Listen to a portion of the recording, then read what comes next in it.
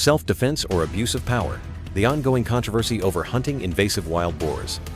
As invasive wild boars continue to wreak havoc on farms across rural and mountainous areas, the question, do farmers have the right to hunt wild boars to protect their crops, has sparked a heated and complex debate.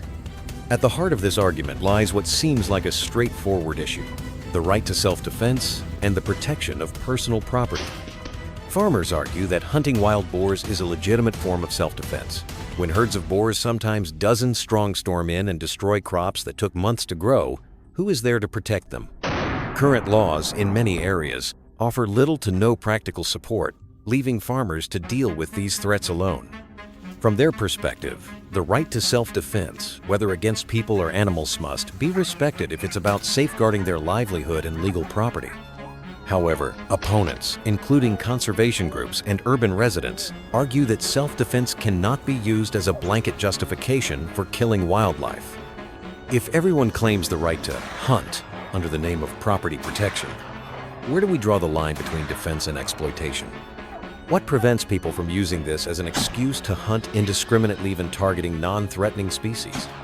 Some go further to argue that wild boars are part of the ecosystem and that humans should find ways to coexist with nature instead of resorting to eradication. If everyone uses guns to solve their conflicts with nature, the forests will soon fall into a chilling silence, one conservationist stated. The debate becomes even more complicated when considering the legal landscape. In many regions, wild boars are not classified as endangered, but hunting them still requires permits and legal procedures. This leaves farmers in a difficult position: do nothing and lose their crops, or take action and risk fines or legal repercussions. Does the right to self-defense truly exist if it's buried under red tape? There's also the ethical dilemma. Some believe that trapping, chasing, and killing boar seven in the name of protection reflects a troubling lack of compassion in how humans treat animals.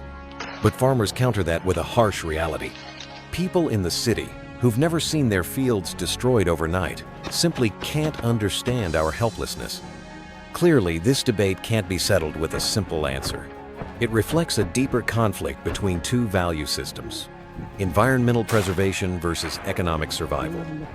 Without clearer legal frameworks and stronger support systems from the government, the conflict between human survival and wildlife protection will only intensify and may one day lead to even more radical stances on both sides.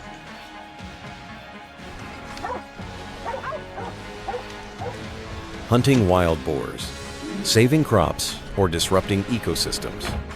The issue of invasive wild boars has gone beyond rural farmland. It's now a nationwide environmental debate.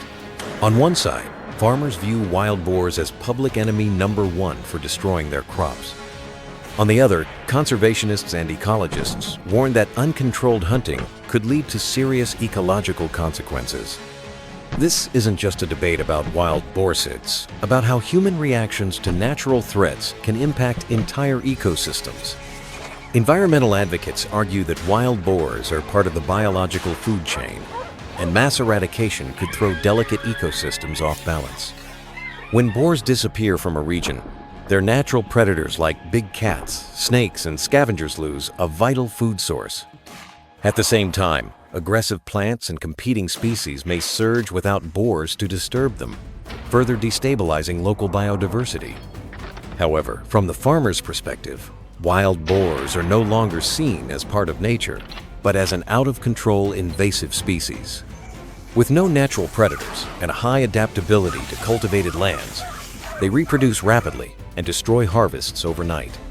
To the farmers, these animals are not a link in the ecosystem, but a threat to their survival. Talking about ecology while I'm losing my entire season's work makes no sense, one frustrated farmer remarked. Some neutral scientists caution that uncoordinated hunting may only shift the ecological chaos elsewhere. When one area is depleted of wild boars due to overhunting, the animals may migrate to new zones that are unprepared, causing even more intense invasions. It's like cutting one branch of a vine without pulling out the root. Problem spreads instead of being solved. Others argue that humans disrupted the ecosystem first by clearing forests, building roads and homes, and turning natural land into farms. Now, those same humans want to eliminate the animals that once lived there to protect what they themselves created. Seen this way, the conflict between people and wild boars is a predictable consequence of an imbalance we caused in the first place. Ultimately, the question is no longer just, should we hunt them? But rather, how do we hunt them without becoming destroyers of the environment while trying to protect ourselves? Without scientific intervention, biological management, and timely government support, the war between humans and nature won't stop with wild boars. It may extend to many other species in the near future.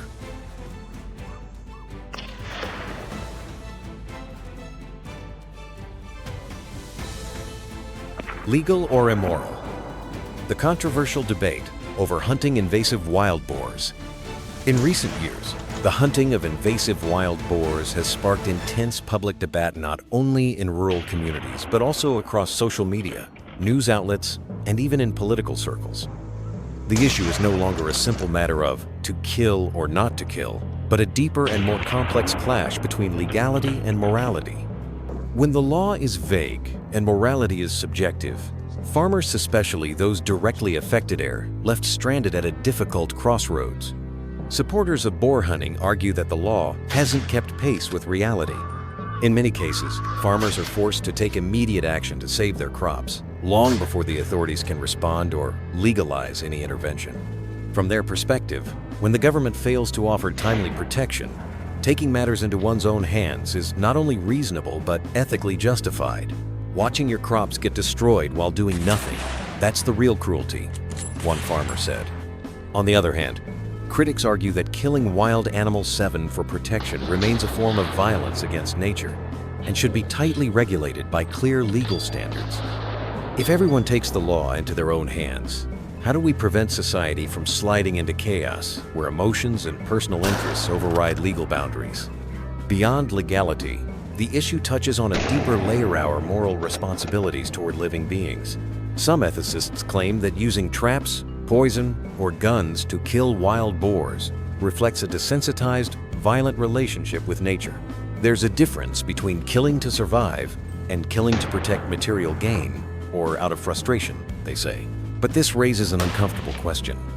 Is it fair to expect farmers who depend on nature to survive to uphold a moral code designed by people who've never lost a harvest or seen wild animals destroy their livelihood? This is where the gap widens between ideal morality and practical morality, where theory and reality rarely meet. Another major challenge is the inconsistency in legal frameworks. In some areas, wild boars aren't listed as protected species, yet hunting them still requires permits and bureaucratic procedures. As a result, farmers face a paradox.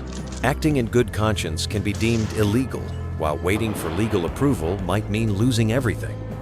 In the end, this controversy raises a larger question for modern society. Can we demand that people obey laws and moral standards that were never designed with their real-life conditions in mind? Without adaptive legal reforms and a more grounded ethical perspective, the clash between what is legally right and what is morally necessary will remain unresolved.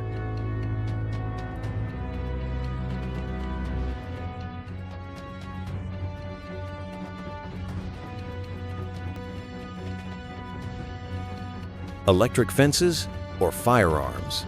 The heated debate over alternative solutions to invasive wild boars. As the problem of invasive wild boars grows more severe, many have asked, can we control them through humane alternatives instead of resorting to traps and guns?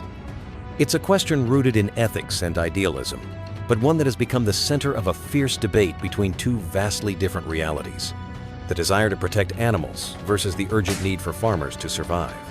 Conservationists, urban dwellers, and animal welfare advocates often propose alternative solutions like electric fencing, ultrasonic repellents, GPS tracking, or relocation to wildlife reserves.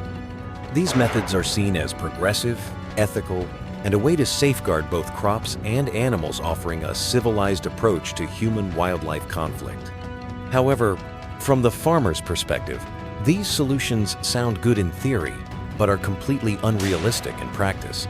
Electric fences are expensive, hard to install in mountainous terrain, and prone to failure during storms or power outages. Ultrasonic repellents may work briefly, but wild boars are highly intelligent and adapt quickly. And relocation? Who will capture them? who will transport them, and more importantly, who will pay for it. Moreover, many rural communities don't have access to high-tech solutions or support from environmental organizations. For them, bamboo sticks, torches, hunting dogs, or at worst homemade firearms are the only available tools to protect their land. In this context, so-called humane alternatives often feel like luxuries of the wealthy immoral standard that poor farmers simply cannot afford. Caught between these polarized views are local authorities, who often find themselves in an impossible position. If they support hunting, they're accused of encouraging violence against animals. If they ban it entirely, they're seen as out of touch with the struggles of their people.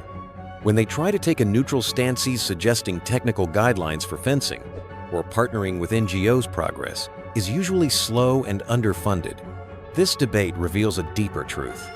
The real issue isn't the idea itself, but the ability to implement it. When a farmer's right to defend their livelihood collides with an animal's right to exist, any alternative solution, no matter how noble, must be grounded in reality. Otherwise, it becomes just another well-meaning slogan in a textbook, offering no real help to those watching their fields get torn apart in the dead of night.